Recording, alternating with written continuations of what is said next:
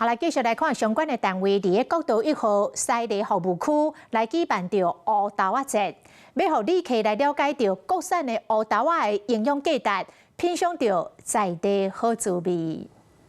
2025乌豆节伫国道1号西螺服务区南站起鼓，现场除了有手工体验，还佫有实农教育班，翕相邓卡区，互民众熟悉乌豆的历史。像我们现在服务区这边，就是其实借鉴日本道之驿的这样的一个模式，透过这样的平台，他们愿意一起来合作，那让旅客在这过程当中，可以在休憩之余，然后认识地方的这样的一个我们的农特产。在我们中区的辖区呢，整个面积是占全国的1/3，那云林更是我们的重中之重。那所以今天透过这样的一个黑豆节的活动，我们希望把国产的一个黑豆呢，可以推广给我们的国人。乌豆节到16号，若是满额，阁有送好礼，邀请大家来熟悉乌豆仔。